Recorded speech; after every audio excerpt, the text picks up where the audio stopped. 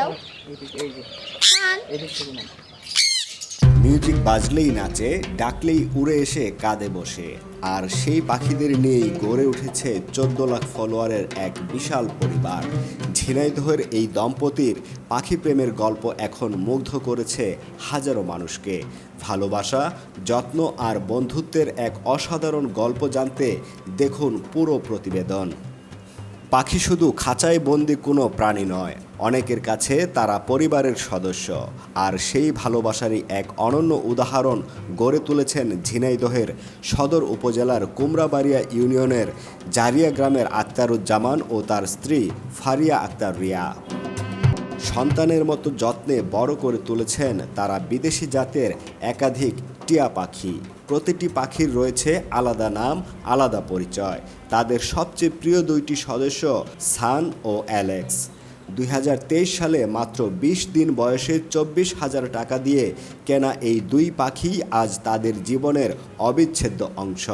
অবিশ্বাস্য হলেও সত্য, পাখিগুলো খাঁচায় বন্দি নয়, তারা মুক্ত আকাশে উড়ে বেড়ায়, প্রতিবেশীদের বাড়িতে যায়, খাবার খায়, আবার ঠিকই ফিরে আসে নিজের ঘরে। কখনো গাছের ডালে বসে খেলা করে, কখনো উড়ে এসে বসে রিয়ার কাঁধে। আর মিউজিক বাজলেই শুরু হয় তাদের দারুণ নাচ, যা দেখলে মুগ্ধ না হয়ে উপায় নেই। এক সময় অনেকেই তাদের নিয়ে হাসাহাসি করতেন, বলতেন পাখির সঙ্গে এত কথা কেন। কিন্তু ভালোবাসার সেই বন্ধনই আজ এনে দিয়েছে পরিচিতি ও সাফল্য।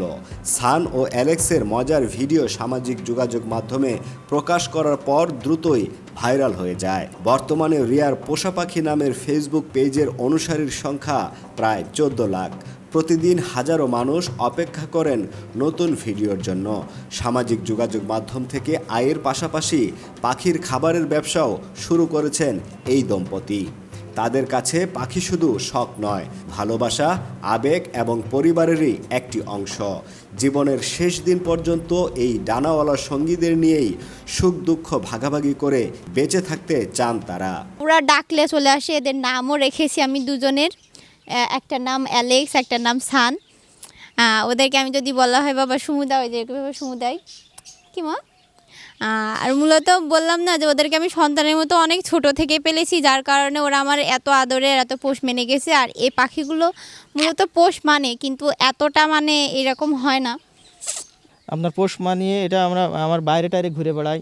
এবং আমার একটি পাখি খামার আছে, এই খামারে সম্পূর্ণই বিদেশি পাখি পেলে থাকি আমরা।